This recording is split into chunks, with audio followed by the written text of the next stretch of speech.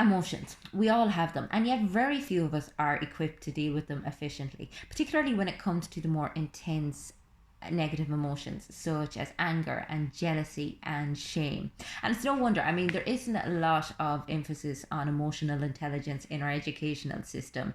Likewise, there's a real cultural influence telling us that we need to have this positive outlook all of the time, that we need to be optimistic, that we have to have a smile on our face, and consequently people experience nearly a level of shame when they experience an intense negative reaction such as jealousy or anger. You know, it's like as if they're making themselves feel bad for feeling bad because there's such negative connotations to those emotions. And yet these are perfectly normal aspects of human nature. I mean, we all experience jealousy, we all experience anger. They're part and parcel of our makeup, and we need to be able to recognize that and learn to deal with them appropriately. Because ultimately, if you're suppressing things, you will end up either lashing out inappropriately, or you will end up just feeling so emotionally wired and out of control and unsure of what to do that you could end up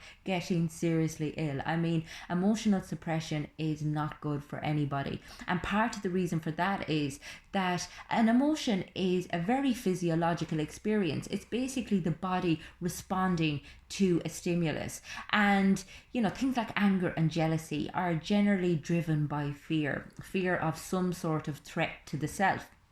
And when we experience fear, the amygdala causes the body to release adrenaline and cortisol. Now, these are stress hormones.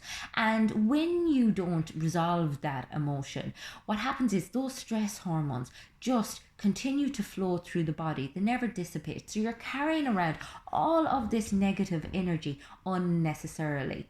Now, that being said, that doesn't mean that you can go around the place flouting your emotions left, right, and center. I mean, you also need to be able to regulate them and recognize that your emotional experiences are oftentimes based in past experiences. So when you have a really intense reaction to something that is relatively benign, you can bet your bottom dollar that it is based on a past experience. It's not actually based on your current reality. And you need to build self-awareness in order to be able to recognize the difference, because otherwise you're going to be taking shit out on the wrong people, you know, and that's the last thing you want. It damages your relationships, it damages your level of self-worth, because you feel like you're just ruining things without even understanding why.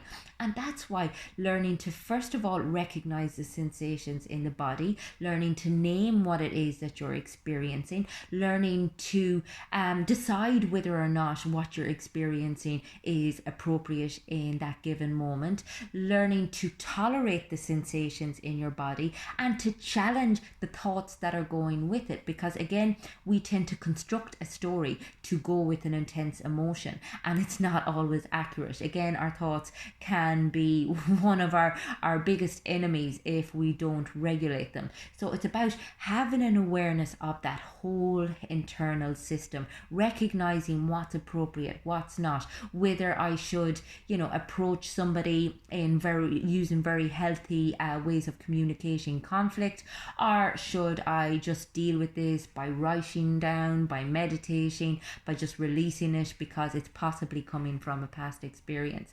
And the better we get at this, the better our relationships are going to be, the better we're going to feel. Because when you're suppressing stuff, you are eating energy doing so. I mean, it burns so much of your potential energy for love and connection by pushing down those emotions and trying to stay on top of them, trying to trample them, push them down.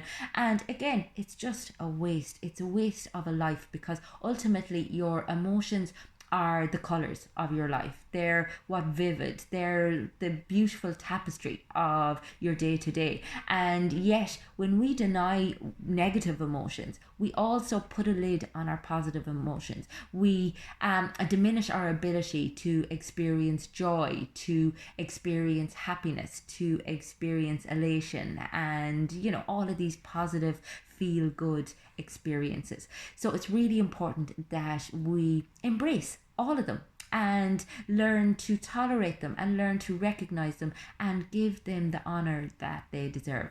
If you would like help getting in touch with your emotional experience, get in touch with me on the website. It's fundamentals.ie.